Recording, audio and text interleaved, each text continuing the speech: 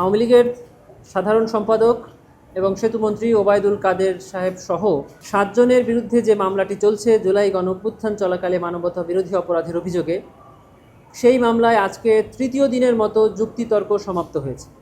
যুক্তিতর্কে আমরা প্রসিকিউশনের পক্ষ থেকে ট্রাইব্যুনালে বেশ কিছু কথোপকথন এই ট্রাইব্যুনালে উপস্থাপন করেছি।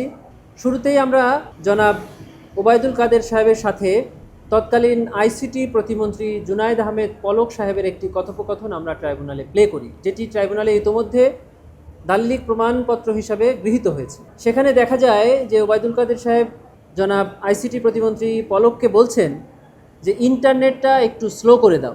তখন পলক সাহেব বলছেন যে জি স্যার করছি, তবে নেত্রীর একটু পারমিশন নিয়ে নিই। তারপরে এটা বলছেন 16 তারিখে বিকাল 5টায়। কালার এক্সপার্ট, জর্জ স্যাপ এবং মাইল্ড অন হ্যান্ডস টেকনোলজি সমৃদ্ধ অরিক্স ক্রিস্টাল ওয়াশ আপনার লন্ড্রি এক্সপার্ট।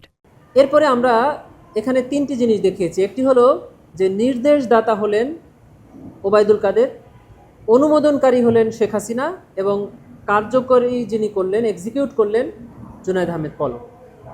এখন আমরা দেখিয়েছি যে এটা কি শুধু তাদের কথোপকথনেই সীমাবদ্ধ ছিল নাকি এটা কার্যকর হয়েছে।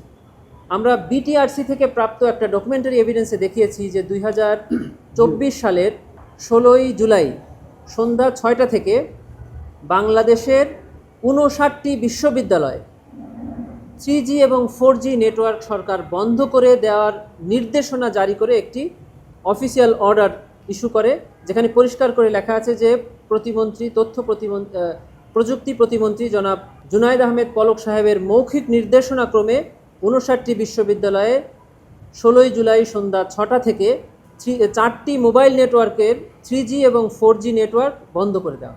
এরপরে ওনারা আবার এটাকে চালু করেছিলেন কয়েকদিন পরে, সেটাও ওখানে উল্লেখ আছে। শুধু তাই নয়, আমরা দেখিয়েছি যে সেই আন্দোলন চলাকালে ফেসবুক, হোয়াটসঅ্যাপ, টিকটক সহ বেশ কয়েকটি সামাজিক যোগাযোগ মাধ্যম বন্ধ করে দেওয়া হয়। এটা সিস্টেম ক্রাইমের একটি অংশ। আমরা আজকে আরও দেখিয়েছি যে জাতিসংঘ যে রিপোর্ট পেশ করেছে সেখানে জাতিসংঘ বলেছে যে তারা ইল ট্রিটমেন্ট করেছে, একজন আহত রোগীকে ট্রিটমেন্ট নিতে বাধাগ্রস্ত করেছে, যারা হাসপাতালে ট্রিটমেন্ট নিতে গিয়েছে সেখান থেকে তাদেরকে গ্রেফতার করা হয়েছে। তৎকালীন সাধারণ সম্পাদক ওবায়দুল কাদের শুধু শেখ হাসিনার সাথে নয়, শুধু পলকের সাথে নয়, আওয়ামী লীগের তৎকালীন রাজনৈতিক সকল নেতৃবৃন্দের সাথে কথোপকথন করেছে। তার 14টি কথোপকথন আমরা ট্রাইব্যুনালে আজকে উপস্থাপন করেছি। তিনি সে সময় আওয়ামী লীগের তৎকালীন স্বরাষ্ট্রমন্ত্রীর সাথে কথোপকথন করেছেন, ডিবি প্রধান হারুনের সাথে কথোপকথন করেছেন, আইনমন্ত্রী আনিসুল হক সাহেবের সাথে কথোপকথন করেছেন, চট্টগ্রামের আওয়ামী লীগ নেতৃবৃন্দের সাথে কথা বলেছেন, রাজশাহীর আওয়ামী লীগ নেতৃবৃন্দের সাথে কথোপকথন করেছেন। আমরা দেখিয়েছি যে চট্টগ্রামে ওনার কথোপকথনের পরপরই সেখানে 3 জন ছাত্র জনতাকে আওয়ামী লীগের নেতৃবৃন্দরা গুলি করে হত্যা করে। সেখানে ওয়াসিম নিহত হয়েছে, সেখানে আরও 2 জন ছাত্র ওখানে নিহত হয়। সেগুলো আমরা আজকে ট্রাইব্যুনালে উপস্থাপন করেছি। আমরা ট্রাইব্যুনালে আরও দেখিয়েছি যে এই কথোপকথনের মূল পারপাসটা কী ছিল। আমরা দেখিয়েছি তৎকালীন প্রধানমন্ত্রী শেখ হাসিনা ওবায়দুল কাদের সাহেবের সাথে এবং মাহমুদ হাসান পররাষ্ট্রমন্ত্রীর সাথে কথোপকথন করছে। তাদের কথায় একটা জিনিসই উঠে আসছে, সেটা হলো এই আন্দোলনকে সন্ত্রাসী ট্যাগ দিতে হবে, জঙ্গি ট্যাগ দিতে হবে, বিএনপি জামাত ট্যাগ দিতে হবে, রিলিজিয়াস অ্যাক্টিভিস্ট হিসাবে ট্যাগ দিতে হবে, যেন আন্তর্জাতিক বিশ্ব এটাকে সমর্থন দেয়। জনাব হাসান মাহমুদ সাহেব বলছেন যে আন্তর্জাতিক বিশ্ব এরা জঙ্গি শব্দটা খুব খায়, অতএব এই জঙ্গি শব্দটা আমরা যদি আন্তর্জাতিকভাবে ব্যবহার করি তাহলে তারা আমাদের পক্ষে কথা বলবে। শেখ হাসিনা প্রত্যুত্তরে বলছেন যে ওরা তো আমাদের অনেক কিছু পোড়াইছে, ওদের বাড়িঘর সব পোড়াই দে, ওদের ব্যবসা প্রতিষ্ঠান আছে না সেগুলো পোড়াই দে, এখন শুধু একটাই কাজ সেটা হলো সময় মতো বসে থাকবা আর ওদের ঘর বাড়িতে আগুন দিবা। এই ধরনের কনভারসেশন আমরা ট্রাইব্যুনালে উপস্থাপন করেছি।